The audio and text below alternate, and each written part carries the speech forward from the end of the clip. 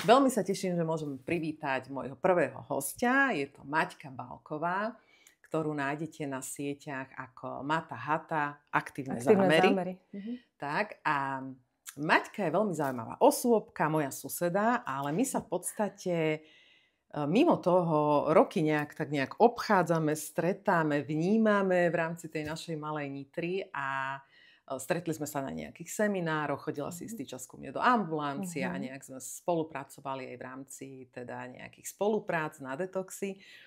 A ja som ťa zavnímala vlastne prvýkrát asi tak aktívnejšie, keď si začala vyrábať sviečky, keďže ja som mala dlhé roky výroby sviečok, ale tie tvoje sviečky boli niečom iné typické.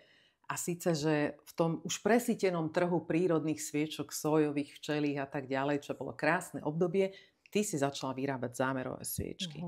A tam som spozornila, lebo si hovorím, že čo to táto bosoruje tu s tými zámermi, že čo to robí a že čo sú vlastne tie zámery a o čo jej ide. Tak povedz mi, že ako toto vzniklo, ako vznikol nápad, lebo ja viem, že ty si so zámermi pracovala roky, prečo vznikol ten nápad priniesť to bližšie ľuďom alebo pomôcť im nájsť svoje zámery?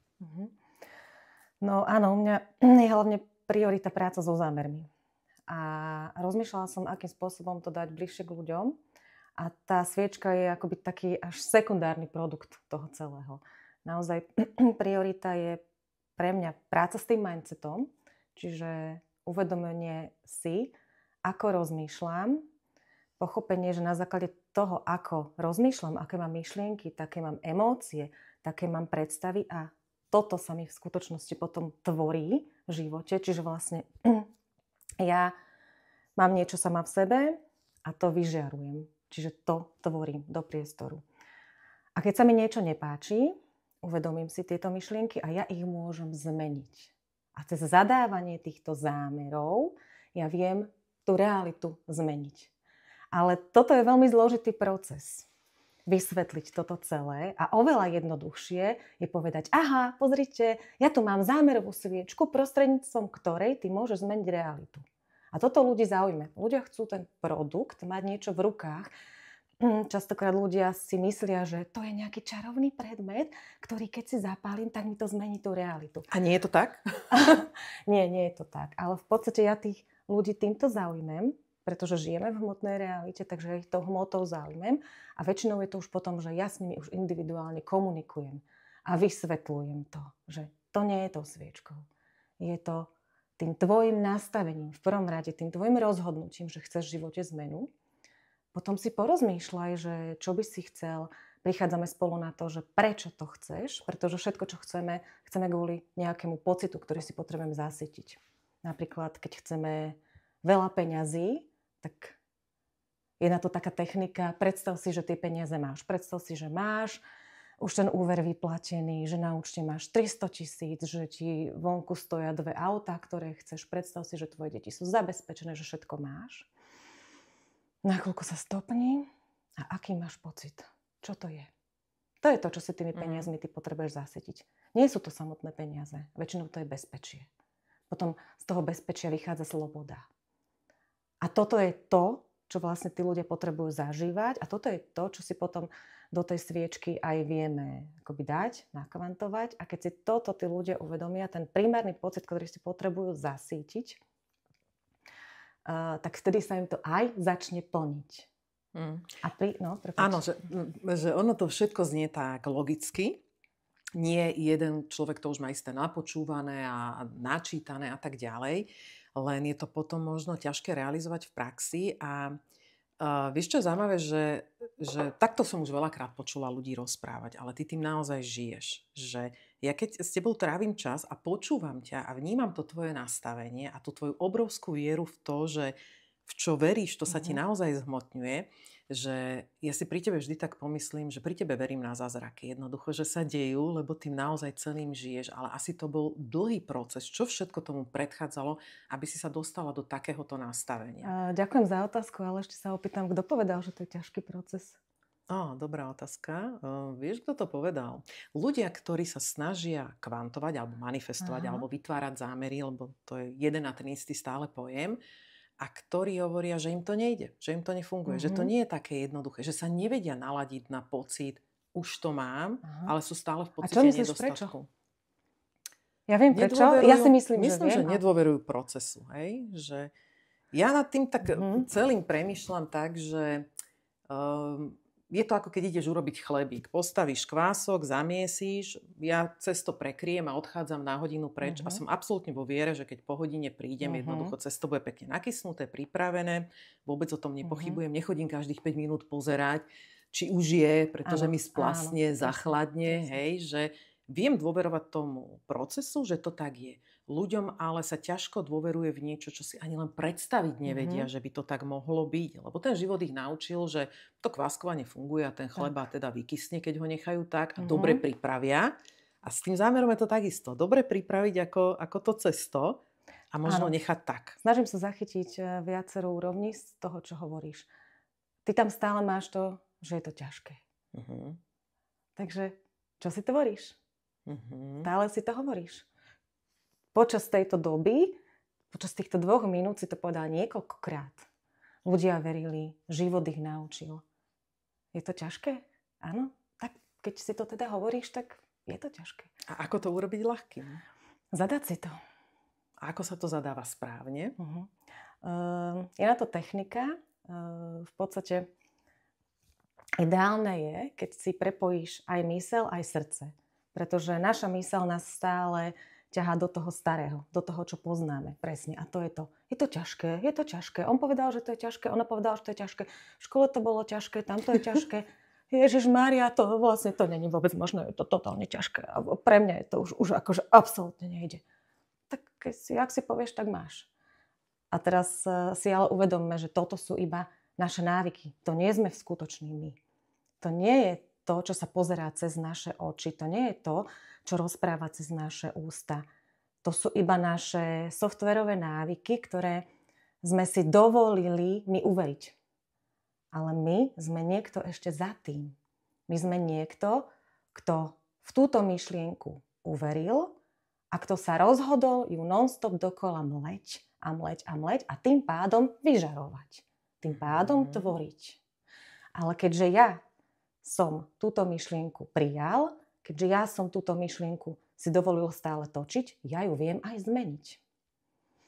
Takže uvedomiť si, v prvom rade je úžasné uvedomiť si, že ja som tvorca.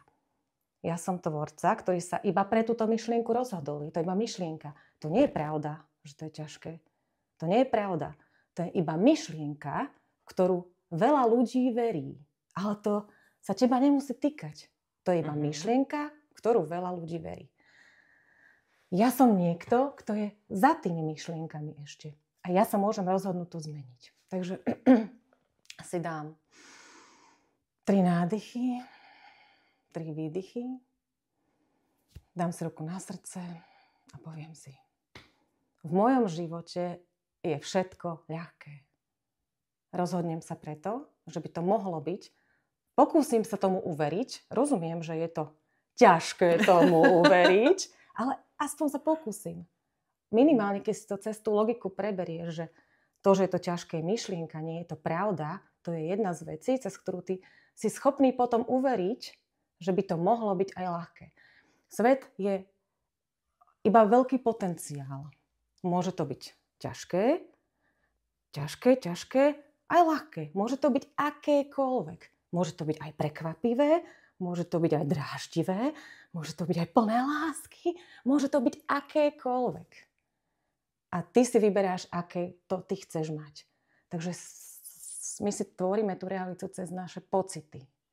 Takže sa iba nacíť, aké to je, keď si poviem, aké by to bolo, keby to bolo ľahké. To je veľmi čarovná veta. Aké by to bolo v mojom živote, keby to bolo ľahké. A tým ty dávaš už tvojmu mozgu informáciu o tom, že si to začne predstavovať, aké to je, keby to mohlo byť ľahké. A cez tú predstavu ty si neuvedomuješ, že tie predstavy máš. Naša myseľ funguje cez tie predstavy a cez tie obrazové vnemy, ale ty si ich ani neuvedomuješ. Tie predstavy ti tam idú same. Ty len si dáš tú vetu. A keby to bolo pre mňa ľahké? Automaticky ti tam nejaká predstava vzíde. Z tej predstavy ti príde emócia a cez tú emóciu ty potom vyžiaruješ tú realitu a tvoríš ju. Je to asi trošku zložité, ale že? je to krásne, je to pochopiteľné, logické. Napadá ma otázka, a teraz hovorím za väčšinu ľudí naozaj, s ktorými sa stretávam, ktorí pracujú s nejakým mentálnym nastavením, koučujú sa a tak ďalej a chcú ten lepší život, že prečo je nám prírodzenejšie, a vidím to všade okolo seba, byť v tých návykoch toho, nedarí sa, nemám na to, nedokážem, mne sa toto nemôže stať. A toto, čo je ako prirodzené plynutie, ako ten dar, ktorý tu máme, musíme nachádzať cez rôzne metódy, princípy, nádychy, logiku. Niekto nás tomu musí viesť. No, Kde sa stala chyba? Kde sa stala chyba?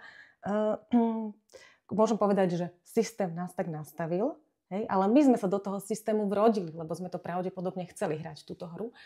Ale princíp je, že keď si ty predstavíš, keď si aj spomenieš, myslím, že všetci to máme za sebou, keď si spomenieš na to, ako si od 3 rokov už chodila do škôlky a tam ti hovorili ti, čo máš robiť, ako to máš robiť. Potom si začal chodiť do školy a už si písal tie diktáty, už si tam bol pred tú tabulu nastavený a už si ty si musela robiť to, čo ťa nebaví.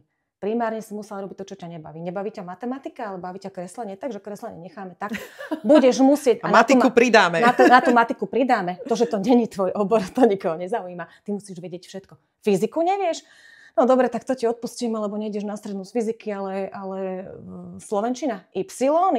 Tak, diktátik a červeným ti označíme. Každý Y. Nie si dosť dobrý. Nie si dosť dobrý. Fú, tuto si úplne, že nie si dosť dobrý. A červeným, aby si to všimol. Nie si dosť dobrý. Proste my sme to mali denne nasypané, že nie si dosť dobrý. Denne si to mal. Musíš stávať. Ty musíš stať do tej školy. Ty tam proste musíš stať. Denne si mal nasypané, že je to ťažké, že to musíš robiť a že musíš robiť hlavne to, čo ťa nebaví. A keď si toto mal, predstav si, že od svojich 3 rokov, a nie len od svojich 3 rokov, tvoji rodičia v tom žili. My sme vyrastali v komunizme. Stratégia musíš, nesmieš, strach. Čiže naši rodičia tým žili. A malé deti nevnímajú to, čo naši rodičia rozprávajú. To sú blablabla reči. Oni cítia to, čo cítia. A tí rodičia cítili strach, tí rodičia cítili stratégiu musíš, nesmieš. Takže ty si sa narodil už do tohoto. A ty máš taký silný návyk, že z tohto výjsť a uvedomiť si, že ty si niekto, že toto sú iba myšlienky a ty si niekto nad tými myšlienkami, to je mágia už potom. Je to krásna ale príležitosť preprogramovávať. V momente, ako si uvedomíme, že takto nám to už neslúži a nevyhovuje. A ja som ten tvorca, hej, niekto je na to alergicky hovoriť, že ja som tvorca. Áno, stále sú možno veci medzi nebom a zemou, ktoré, neviem, ovplyvníme, neovplyvníme. Či máš pocit, že vieme tvoriť všetko, čo chceme?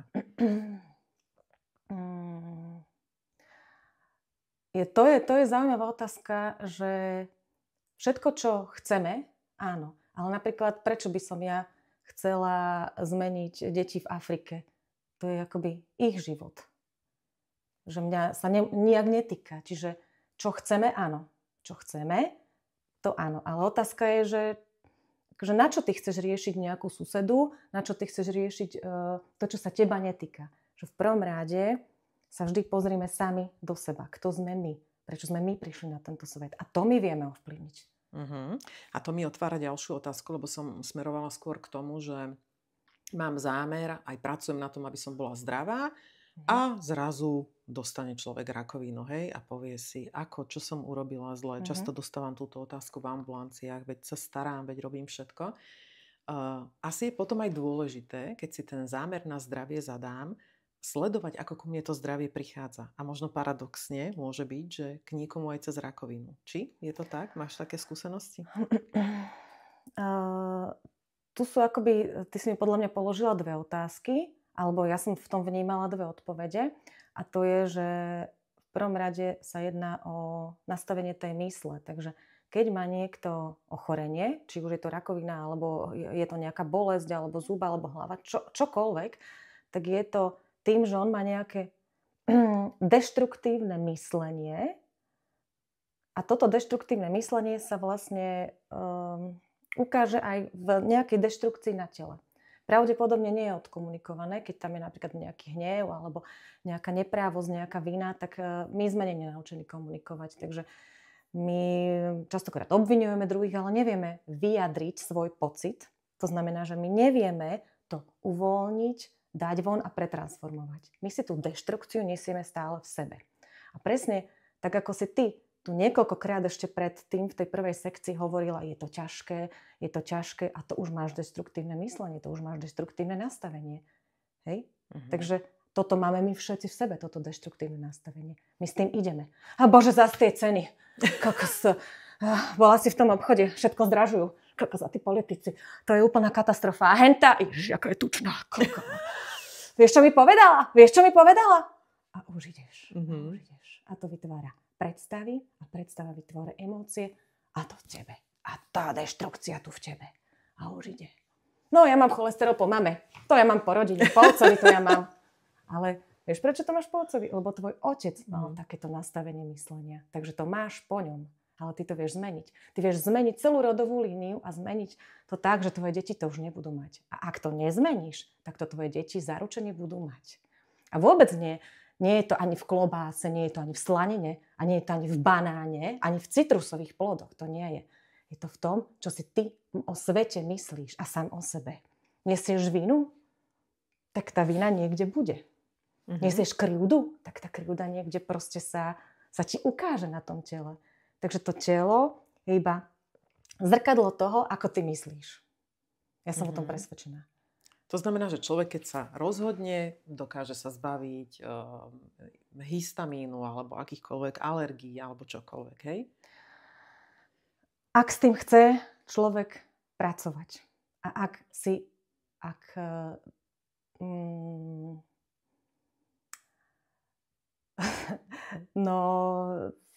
si človek uvedomuje všetky úrovne toho, prečo si to vytvoril, tak to dokáže aj zmeniť. To je to, ak si uvedomuje všetky úrovne toho, prečo si to vytvoril. Ak pochopí, že to nie je iba tým, že žere klobásy a slaniny. Ak porozumie tomu, že sú to tie myšlienkové procesy, ktoré mu v podvedomí idú non-stop. A on si ich neuvedomuje. Ak si je schopný dokázať uvedomiť tie pocity a tie myšlienkové procesy, ale veľmi, veľmi hlboké, často veľmi, veľmi hlboké, krivdy, ktoré sa niesie z detstva, tak vtedy si myslím, že je schopný zmeniť úplne všetko. Že dokonca prestaviť DNA. Sú také štúdie, ktoré hovoria, že dokonca človek je schopný prestaviť svoju DNA. Ak dovolíš z mojej skúsenosti, poznám ľudí, ktorí sú chorí a non-stop chorí a ja si dovolím povedať, že ich to baví. A sú to z môjho pozorovania, nedovolím si to povedať úplne 100%, ale z môjho odpozorovania sú to ľudia, ktorí prosia o pozornosť. Prosia o pozornosť, proste, prosím, všimni si ma, prosím, všimni si ma, prosím, všimni si ma. A keď poznám tých ľudí bližšie, tak si uvedomujem, že sú to ľudia, ktorým mama nedávala dostatok pozornosti. To už je jedno prečo. Ona nemohla v danej situácii. To nebolo, že by nechcela, že by to dieťa nemilovala, že by ho posunula ďalej. Proste v danej situácii nedokázala. Ja tiež som nebola ideálna mama mojim úplne malinkým deťom. Teraz si myslím, že som lepšia, ale rozumiem aj tejto polohe už ako mami, že to nie je vždy možné. Ale to dieťa si tú pozornosť stále vyžaduje. Pretože my sme stále tie deti, ktoré zostali v tých traumách. A my si stále ideme. Čiže najjednoduchšie, ako to je, zostať chorý. Alebo potom ešte, čo si uvedomujeme teraz, druhá rovina. A to je, že tým, ako som hovorila, že my sme museli vstávať do tej školy. Teraz to vidím na tých mojich deťoch, aké sú unavené, aké sú vyčerpané. Aj tak musia ísť do tej školy. Ako im ide, ako im šrotuje, ako na nich spoločnosť tlačí, ako na nich učiteľky tlačia o tých známkach. My pozeráme, že pre nás sú známky úplne nepodstatné s manželom, ale oni proste sa trasú. Ako ich vyvolávajú, ako tam majú. A kedy si to dieťa má oddychnúť? Jedine, keď je choré. Jedine, keď je choré. To dieťa môže zostať doma iba, keď je choré. Takže čo sa potom deje s ľuďmi, ktorí majú 40 rokov? No sú choré, lebo inak si nedokážu oddychnúť.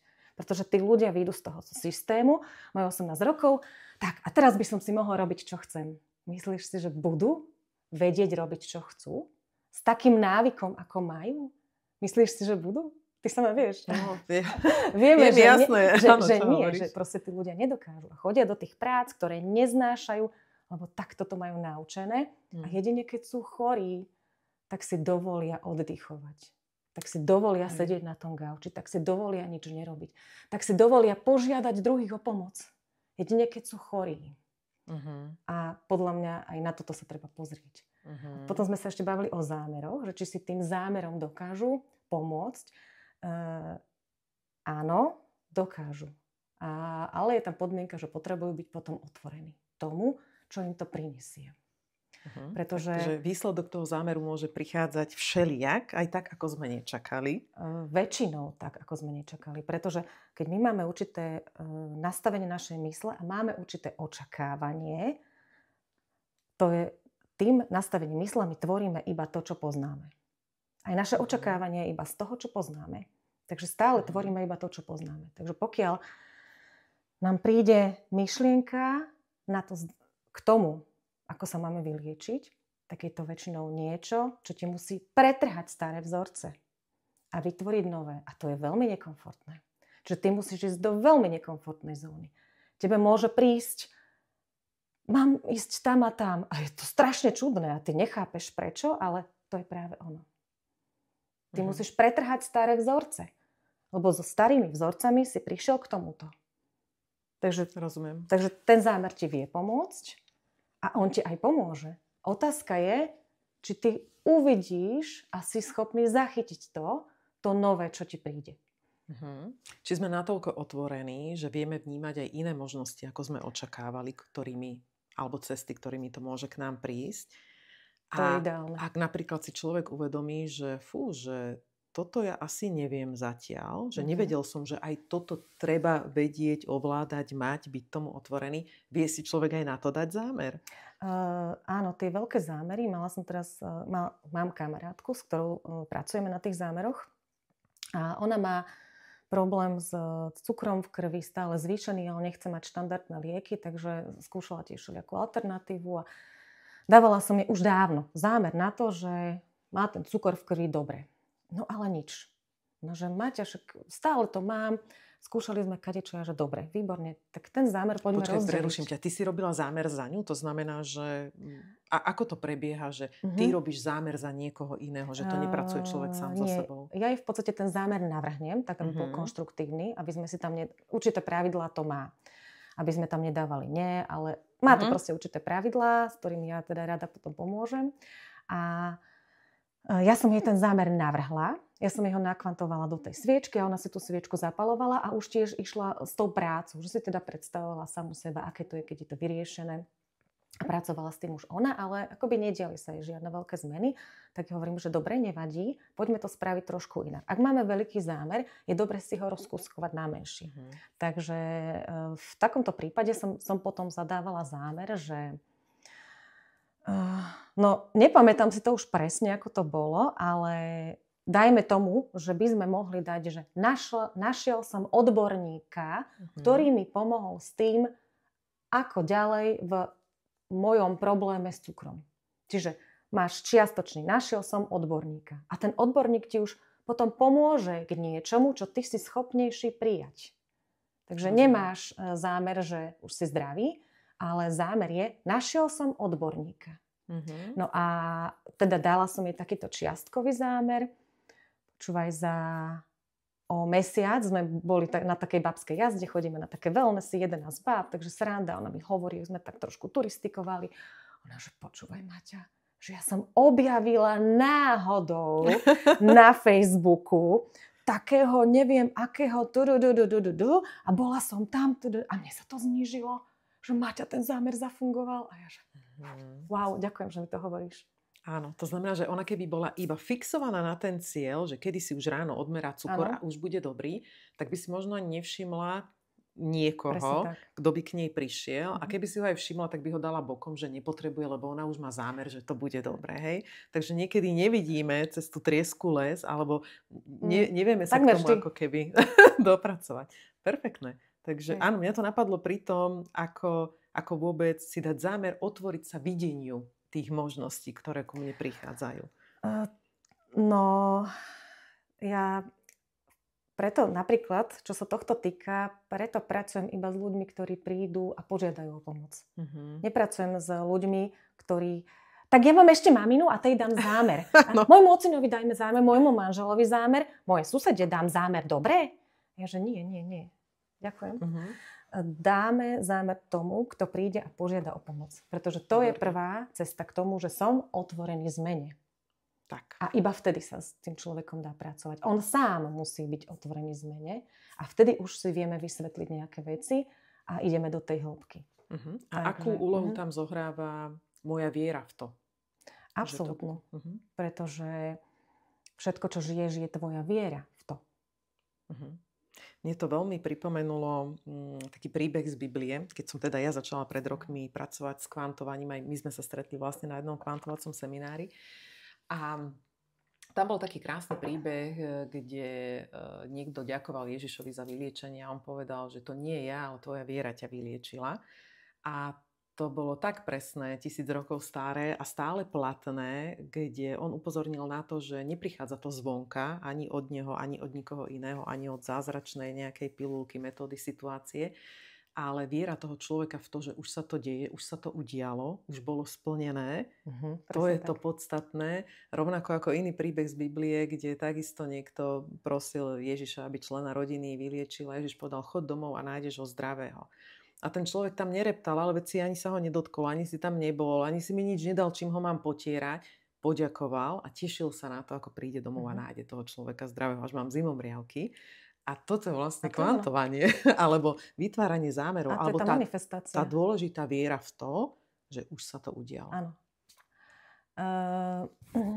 My to, čo žijeme teraz, my v to veríme. Ty si verila doteraz, že je to ťažké. Preto si to ťažké mala. Hej? To je ja som sa snažila hovoriť za ľudí. Hej, že... Rozumiem, a ja teraz hovorím za ty. Hej? Takže aj to je viera. Všetko je viera. Viera je proste všetko. Vieru nedefinujeme ju teraz ako kresťanskú vieru, ale je to viera v to, že veci sú tak, ako sú. Preto sa ľuďom deje. Je to viera v to, že potraviny sú drahé teraz, tak pre nich drahé sú. Ale ty môžeš tú vieru zmeniť. Ty môžeš zmeniť, že je úžasné, že ja na to mám teraz. Vlastne je to perfektné, že tie potraviny sú pre mňa úplne lacné, pretože ja na ne mám tie peniaze. Takže pre mňa drahé nie sú, pre mňa sú lacné. A je to iba viera v to, ako to máš nastavené. Väčšina ľudí verí v to, že je drahé, preto to tak oni majú, že sa im z tej peňaženky tie peniažky odkotulávajú, lebo v to veria.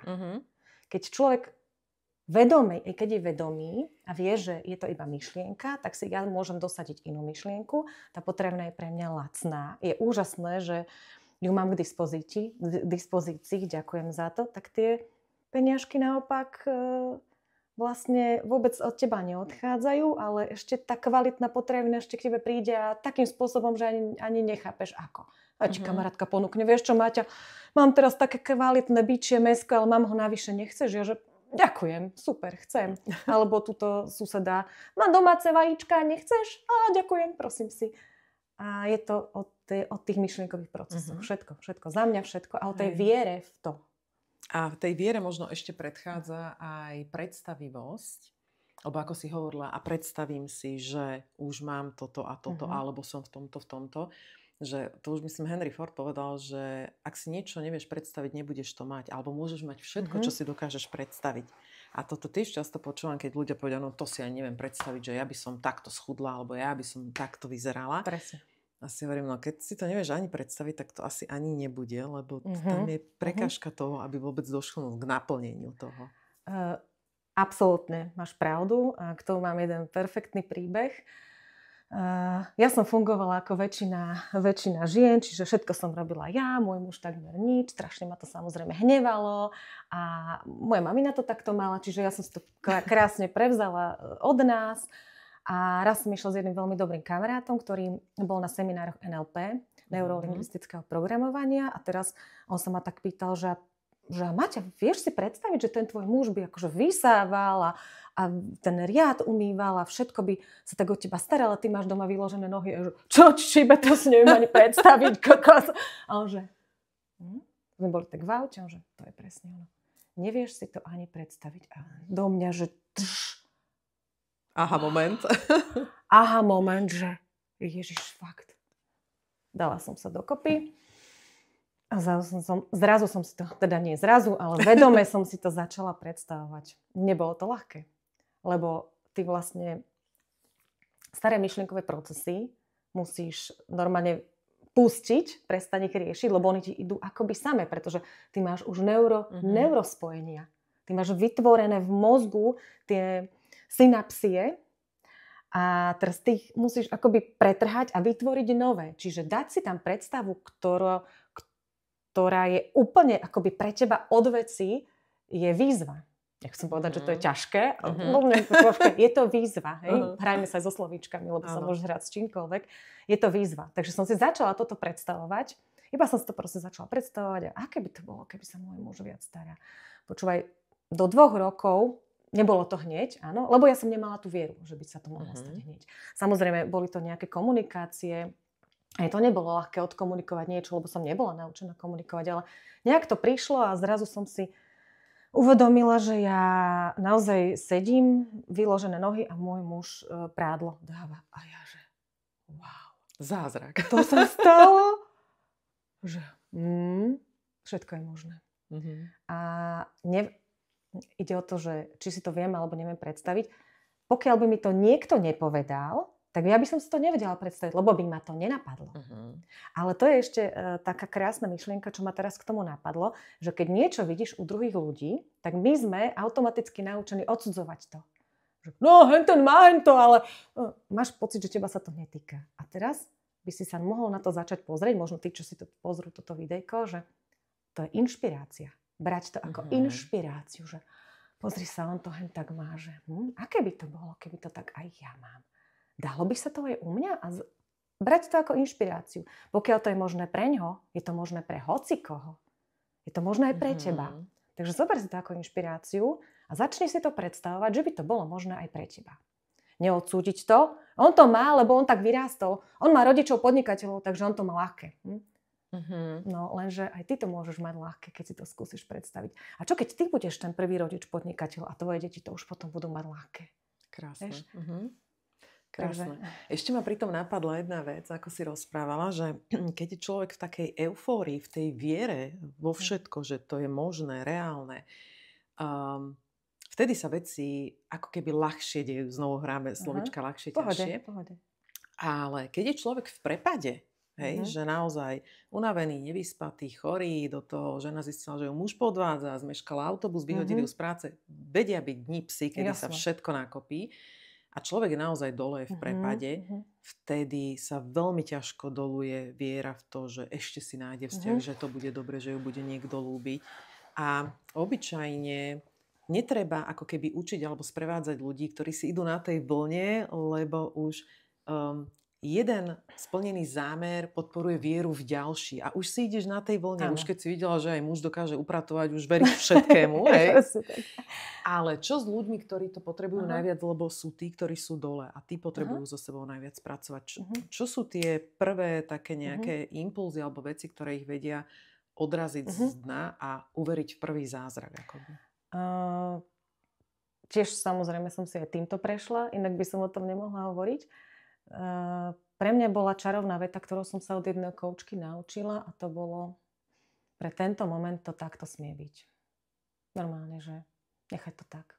Pre tento moment to môže takto byť. Takéto prijatie. Prijatie toho, že uvoľní. Pre tento moment to naozaj takto smie byť. A uvedomenie si toho, že nič netrvá večne. Všetko sa mení. To je základ bytia ako takej. Všetko sa mení. Takže už len skúsiť nadobudnúť tú dôveru a vieru, že aj toto sa zmení. Ja viem, že to bolí. Ja mám, samozrejme, takisto niekedy na mňa príde pocit úzkosti. niekedy na mňa príde halus, že čo keď iba ja mám v živote šťastie, ale naozaj si to netvorím. Potom prídem, že jasno, že si to tvorím, dobre, Maťa. Ale nie až takéto prepady. Mala som aj ja kedysi také prepady, keď som ešte len prichádzala na to, ako sa to deje. A vtedy naozaj mi toto pomohlo. Mne to fyzicky veľmi, mne to pomohlo až na tej fyzickej úrovni, lebo teba to boli. Teba to boli, keď si v tom prepade. Teba všetko boli, nič ti nedáva zmysel a je to nekonečný čas. V čase je to úplne nekonečné. Takže naozaj len si pre tento moment to takto smie byť. Hej. A ver tomu, že to má takmer každý. Takmer každý to tak má. A už toto ťa tak trochu ti dá odstúpiť od toho. A dať tú možnosť, že odstúpiť od toho úplného tej deštrukcie. A aj toto sa zmení. Vedieť, že aj toto sa zmení. A ono je to priestor na to, aby si oddychoval. Ono je to priestor na to, aby si proste... To ťa vlastne vypína ťa z toho, že toto nemáš robiť. Teba to vlastne vyhadzuje z toho, že toto, čo si doteraz robil, to už nemáš tak robiť. Čiže ty máš tedy oddychovať a z toho oddychu ti potom znova príde energia a už kde ty investuješ tú energiu, či do toho, kto si, či do toho spoznávania samého seba, alebo znova do toho, čo nie je tvoje, čo ťa znova vyčerpá, je už o tebe. Áno, takže ten moment je rozhodujúci toho, keď my máme pocit, že všetko sme stratili z rúk, že toto bude trvať navždy. To vždy, keď je človek v prepade, má pocit, že takto už až umre najbližších 40 rokov. Všetky tie obavy a myšlienky, ktoré máme k tej situácii, nás vlastne buď ťahajú do budúcnosti a jak to bude, ja sa už z toho nikdy nevymotám a odvádza nás to. Alebo do minulosti, no ja som bola kráva, mohla som to inak riešiť a keby áno, tak by toto nenastalo, hej, že dostávame sa zo seba preč, chceme mať veci znovu pod kontrolou, chceme ich nejako uchytiť, začať na niečom makať, aby sme to nejak celé urobili a jediné, čo musíme urobiť, je vlastne vtedy len byť a nerobiť nič. A že to je to najjednoduchšie, ktoré máme každý po ruke, aj keby sme mali mentora, kouča, terapeuta, neviem koho pri sebe v tej chvíli. My vieme, že to je najjednoduchšie. Lenže my sme z toho systému naučení, že stále musíš niečo robiť. Ty stále musíš niečo robiť. A riešiť situáciu. A máš to pod kontrolou. A vyplávať z toho nejako. Z tej matematiky máš 3, takže doučovanie. Riešenia. Takže koľko príkladov? Dneska 10? Dobre, dneska 10. Zajtra 20. Zajtra 20. Áno. A že naozaj jediné, čo ti pomôže v tej chvíli, ale človek na to časom asi aj tak príde, alebo ho to musí zraziť natoľko, že už fakt nevládze robiť nič a už iba je. Vieš, čo je úplne úžasné? Že všetko sa to deje pre teba. Toto, keď si človek len na chvíľku dovolí povedať, že smie to pre tento moment tak byť. A aj keď si to len počul, aj keď tomu nevieš veriť, tak si to len skús povedať, že deje sa to pre mňa. Deje sa to pre mňa. Ešte nevidím prečo, nerozumiem tomu, ale tá Maťa u tej Mimi povedala, že sa to deje pre mňa, tak skús mi len uveriť, že sa to deje pre teba. Lebo na čo by sa ti to inak dialo? Na čo? Akože na čo?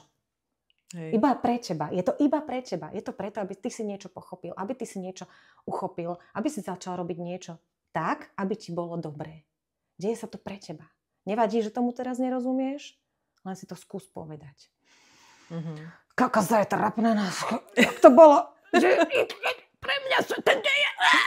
To sa nedá povedať. Povedz to raz. Je ti to trapné, nerozumieš tomu, nechápeš? On si to povedz. Povedz to na silu. A už druhý, tretí krát ti to pôjde ľahšie a už na ten 10. krát možno ti niečo zaklapne, že čo keby som toto? Tu je nejaká kniha, alebo ti niekto niečo odporúči a už sa to tam začne tvoriť. Že nedáva život celý veľký zmysel, hej? Že pre mňa je to taký zázrak toho, ako žena sa dokáže spojiť s mužom, vytvorí sa dieťa porodíš, dáš ho k prsníku, má mlieko, že je to tak vymakaný systém, že mne keď sa stane niečo takéto, tak si hovorím, neexistuje, že by v tom vymakanom systéme bola chyba, hej? Že aj toto, čo sa mi deje, sa deje preto, lebo v rámci toho systému to má zmysel. Ano. Aj môjho života, môjho systému. Ja som tiež o tom presvedčená. Alebo aj keď nie, tak áno. Ale vieš, čo je krásne, ešte, že život koľkokrát nám už ukázal, že to tak je. Vieš, že keď sa ja rozprávam s klientmi a poviem, čo sa vám najťažšie stalo v živote, tak vymenujú to. A teraz to ako hodnotíte? No, tak teraz už dobre, lebo to potom znamenalo, že keď sme vyhoreli, ale my sme sa konečne dostali k tomu, čo sme chceli. Išli sme bývať do lesa, alebo spoznala som človeka, ktorého by som inak nespoznala. Takže nám ten život aj nám pomáha v tom, že veriť, ukazuje nám tie skúsenosti životné, hej, ako nám ukáže skúsenosť, že keď pracujem nebezpečne s nožíkom, tak sa porežem, ale život nám aj ukazuje, že a keď sa ti toto stalo, pozri sa, neubudlo z teba, posilnilo ťa to a aj tak je to pre nás v tej situácii znovu ťažké. Áno, v tom prepade áno. Znovu si na to spomenúť, lebo vtedy sa nás to ohromne dotýka, bolí to jednoducho naozaj až na srdci a je ťažké si niekedy spomenúť, že ale veď už toľkokrát mi ten život dal záruku aj dôkaz toho, že všetko je dobré, že to plynie, že to je v môj prospech. Na toto je dobré za mňa netrieštiť akoby tú pozornosť na strašne veľa vecí, že naozaj nájsť si jednu techniku, dve a tie si ísť do hĺbky. A keď ich už pojmeš, pochopíš, úplne príjmeš, tak si nájdeš inú techniku. Alebo už nemusíš hľadať. Alebo už nemusíš hľadať, presne. Ale za mňa je určite dobre nájsť si nejakú jednu. Ja tiež to mám tak, že keď vpadnem do tých deštruktívnych myšlienok a jasno, že ideš nejaký šofer, debil, čo robíš? A už si v prepade, Máťa, už si v prepade. A v tom prepade strašne ťažko. Akože ty zrazu, tralala, život je krásny, všetko má zmysel. No nemá. V tej chvíli nemá. Takže normálne mám akoby pomocnú predstavu, ktorú som si už akože vytvorila dopredu, ktorú si tam rýchlo nahodím, aby som prešla s tými myšlienkami. Alebo ja som to u niekoho počula, prevzala som to. Mám takú pomocnú predstavu, ako si predstavím ten hnev a ja sa predstavím, že som transparentná a on prechádza, odchádza. Alebo minule mi hovoril kamarát tiež, že takto ho pochytil hnev a že normálne sa postavila, vyplul ho zo seba. Vieš, že takéto akoby pomocné techniky, úplné drobnosti. Nepomáha vystúpiť zo situácie, že postavím sa, urobím krok a nechám tú situáciu na tom mieste, kde bola. Ale tých technik je veľa, všetky už boli povedané, všetko sme už počuli, aj to, všetko sa deje v tvoj prospech. Predýchaj to v tej chvíli, však ten dých máš vždy pri sebe. Zameraj sa na to, hej, že vieme ich vymenovať ešte 20, niekoľko ich tu odoznelo. Základ je začať ich robiť. Presne tak. Nájdi si jednu. Skús jednu. Môže ti sadnúť, nemusí. Takže vyskúšajú v tých 2-3 prípadoch, keď ti sadne, používajú a keď ti nesadne, vôbec nevadí. Čo to tam Ima hovorila? Čo to hovoril ten človek, ktorý ťa zaujal? Skús to, čo ťa zaujme. To, čo je pre teba v tom momente najľahšie. Iba to skús. A rob. A keď to spravíš 10-krát, už zistíš, že v tomto prípade mi to zabralo perfektne, v tomto prípade mi to ale nezaberá, nevadí. Vyskúšaj iné. Proste hraj sa s tým, je to hra. Tak, celý život je hra. Áno. A je to ako pri cvičení, ako pri fitness, jednoducho skúšaš, vnímaš, ako na to reaguje tvoje telo, ako reaguje tvoja psychika a hľadaš v tom to najľahšie plynutie v tom živote, lebo je to obrovský dar naozaj, že nechcem byť teraz nejak patetická, ale je to fakt obrovský dar, že my to tu všetko môžeme cez to telo prežívať, že môžeme cítiť vône, vnímať dotyky, pohľadenia, objatia, ale aj zavnímať tú bolesť, aj sledovať reakciu nášho mozgu na tú bolesť. A čo je teraz, ako na to reaguje moja osobnosť? Padám dole, držím sa, viem si uchovať nejakú pozitivitu a že ja neviem, koľko duší má šancu sa sem takto vteliť a prežívať to, celé. Pre mňa je to obrovský zázrak a chcela by som všetkým ľuďom aj pomôcť byť vďační vôbec, že to môžeme. Lebo keď počúvam ľudí, že už chcú odtiaľto odísť, oni sú tu stratené duše, že mňa sa to až naozaj dotýka fyzicky. Že... Tak na to sa pozrime, prečo sa to dotýka. Lebo chcem asi všetkých zachrániť, alebo že všetkým chcem dopriať, aby žili v takej plnosti a radosti. Tvoja úloha je, že ty musíš byť šťastná. Ty musíš byť vďačná. Musíš. No, nemusíš, ale iba vtedy dokážeš pomôcť, keď ty budeš naplno. A vtedy tí ľudia budú za tebou chodiť. Tak ako to robíš? Keď ty budeš úplne naplno šťastná, naplno žiť svoj potenciál, naplno vďačná, Vtedy ty budeš toto vyžarovať, lebo my sme všetci žiariči. My vyžarujeme to, v čo veríme. Stále sa dostávame naspäť k tej viere. A keď ty budeš naplno žiť svoj potenciál, ty toto budeš žiariť a tí ľudia budú jak za magnetom. Už za tebou chodia ako za magnetom. A ono to presne je. Ty vôbec nemusíš nikomu pomáhať. Ty pomôžeš len tým, že žiješ ten svoj vlastný potenciál. Tým pomáhaš. Nie tým, že ty chceš pomáhať. To vyplynie z toho automaticky, lebo nedáva ti to potom zmysel, keď ty žiješ svoj potenciál a všetci ľudia spia. A ty chodíš a jasné, že ich potom akože začínaš budiť, ale tak, že oni keď sa tak trošku zobudia, že tu je niekto zobudený, tak sa ťa akože chytia. A ako to robíš? Ako to robíš, že ty si šťastná? Ale v prvom rade ty potrebuješ byť šťastná, vďačná na to, aby si pomáhala druhým. Pokiaľ to nie si, tak pomôžeš iba do tej úrovne zobudenia vďačnosti, do akej si ty vďačná. Takže tvojou úlohou, prepáč, že si to dovolím povedať, ja viem, že ty to robíš veľmi dobre, tvoja stratégia je perfektná, je jedine, že ty byť vďačná, šťastná. A ja tým žijem, naozaj tým žijem, že úprimne sa veľmi teším z toho.